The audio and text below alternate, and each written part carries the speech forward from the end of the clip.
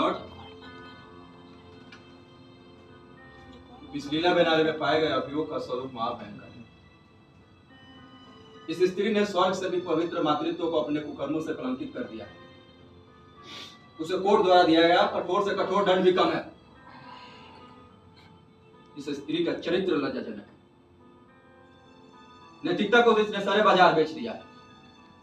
अपने पतित आचरण से नैतिक और सामाजिक मूल्यों का गला घोट दिया है। यह समाज की प्रबल शत्रु है। अगर इस तरह के समाज घातक प्रवृत्तियों को बढ़ावा दिया गया तो एक दिन यह देश और इसकी संस्कृति रसातल में चली जाएगी। इसलिए मेरा मानना है कि भाव में नहीं बहकर कोर्ट अभियुक्त के ऊपर लगे आरोपों को देखते हुए कठोर कर्तव्य का स्मरण करते हुए फैसला ले। अभियुक्त के ऊपर आरोप भ्रूण हत्या का है, पर उसने उससे भी ज्यादा गंभीर गुनाह किया है, विवाह से पहले मां बनने का। बगैर विवाह का मातृत्व हमारे धर्म, हमारे समुदाय में महापाप माना गया है। और फिर उस अवैध संतान को पाल पोस कर बड़ा करने का जो संकल्प इस अभियुक्त स्त्री ने लिया है, यदि सफल हो गया तो हमारे समाज का अस्तित्व एक खतरे में पड़ जाएगा। नैतिक मूल्यों का तो नामो निशान मिट जाएगा। एक भयंकर आशंका है मिलो, भ्रूण हत्या एक पतित कर्म है, और उससे ज्यादा पतित कर्म है किसी अवैध संतान को पाल पोस कर बड़ा करना। इसे बढ़ावा मिलने पर हमारे समाज में विवाह, संसार जैसी चीजें ही खत्म हो जाएगी। अनाचार और अत्याचार का बोलबाला हो जाएगा। जो संस्कार युक्त समाज में हम रहने का स्वप्न देखते हैं, देखते ही देखते मिट्टी में मिल जाएगा। अपनी परंपरा, अपनी इज्जत और यहां तक कि धर्म और देश की नींव में बारूद लगाकर उसे समूल नष्ट कर देने का इरादा इस अभियुक्त स्त्री से लगता है।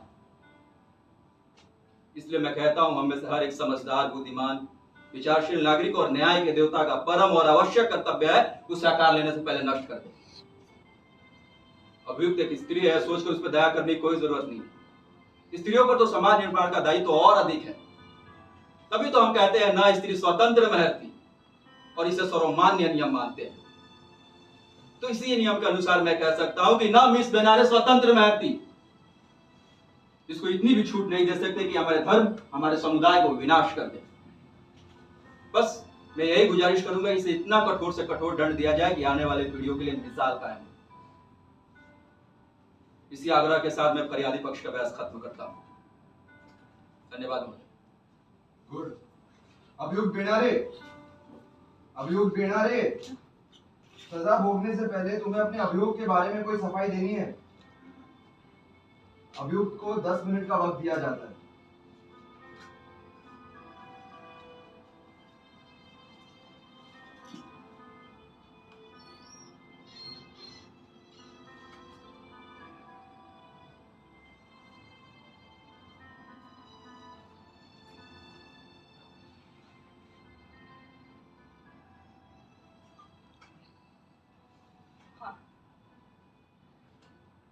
बहुत कुछ कहना है मुझे। इतने बरस बीत गए, कुछ कहा ही नहीं। क्षण आए चले गए, एक के बाद एक तूफान आया, मगर कंठ में ही घुट कर रह गए। छाती में प्राणांत तक आक्रोश उठे, किंतु हर बार होठों को कस कर भींच लिया। लगा कि कोई भी इसे जान नहीं सकेगा, कोई भी समझ नहीं सकेगा। पर जिस समय शब्दों का प्रचंड ज्वार उमड़ता हुआ आकर मेरे होठों से टकराने लगता है, तो लगता है मेरे आसपास रहने वाले आदमी कितने नासमझ, पागल और बचकाने हैं। वो भी जो नितांत अपना है। दिल करता है जी भर हंसती रहूं, बस हंसती रहूं। और तब मन फूट फूट कर रो उठता है, और इतना रोता है कि आंखें एकने लगते। लगता है कि हृदय फट जाए तो कितना अच्छा होता, जिंदगी साधी लगती। मगर प्राण नहीं जाते, और ना जाने पर इसके महत्व का एहसास होता है। आने वाला हर क्षण कितना नया और अनोखा लगता है। आकाश, पक्षी, बादल, किसी सूखे तरु की धीरे से झांकती हुई कोई टहनी, और खिड़की में हिलता हुआ पर्दा। चारों ओर फैली हुई नीरवता, कई दूर से आती हुई अस्पष्ट आवाजें, और हॉस्पिटल की वो दवाओं की भभक। ये सभी तब जिंदगी के रस से परिपूर्ण लगती है। लगता है जिंदगी चौकड़ी भरती हुई मेरे लिए गीत गाए। कितना ज्यादा था आत्महत्या की असफलता का आनंद, जीवित रहने की वेदना से भी ज्यादा।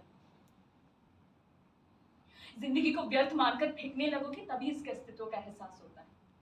संजो कर रखो तो फेंक देने की इच्छा, और फेंक दो तो इसके बच जाने का सुख। कुछ भी संपूर्ण नहीं। बार बार वही उसी तरह, जीवन ऐसा है, जीवन वैसा है, जीवन अमुक है, जीवन तमुक है, जीवन चिंदी चिंदी होकर बिखरता हुआ एक ग्रंथ है।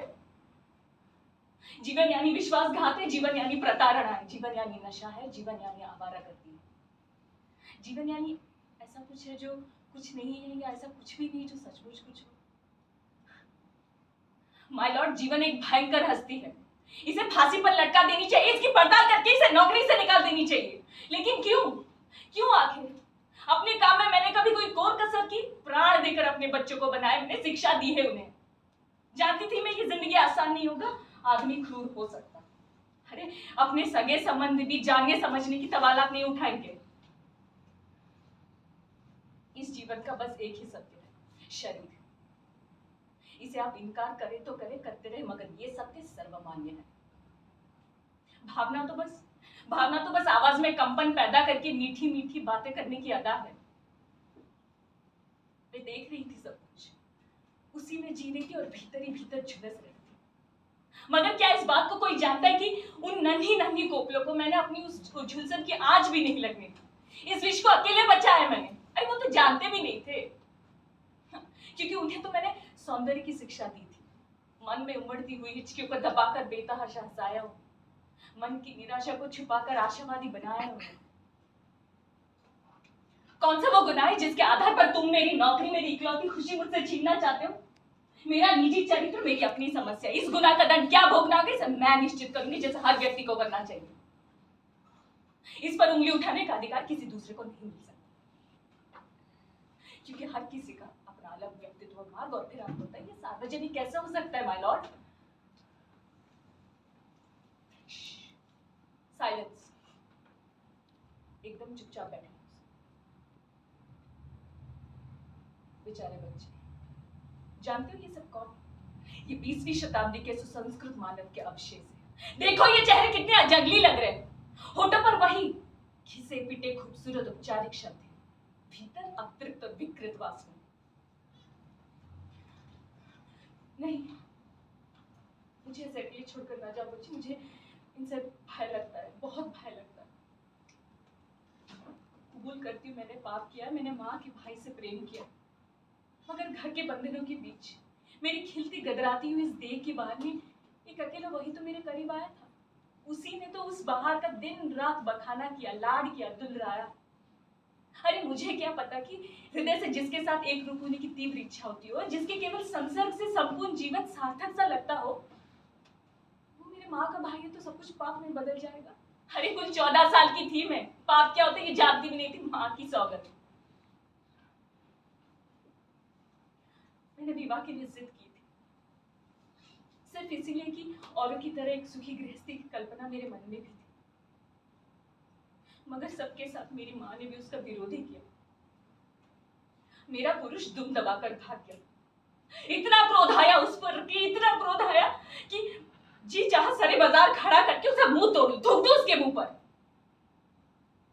पर उस समय मैं बहुत छोटी थी, कमजोर थी और अनजान थी।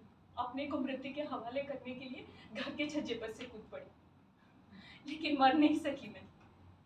सोचा तन से नहीं मर सकी तो मन से तो मर ही गई होंगी, लेकिन मन से भी नहीं मर सकी थी। मैंने फिर से प्रेम किया, सोच समझ कर किया, इस बार प्रौढ़ उम्र में किया। सोचा ये प्रेम कुछ और तरह का है, ये प्रेम नहीं, ये भक्ति है, ये तो श्रद्धा है, ये एक अनूठी बौद्धिकता के प्रति आकर्षण है। ये प्रेम हो ही नहीं सकता।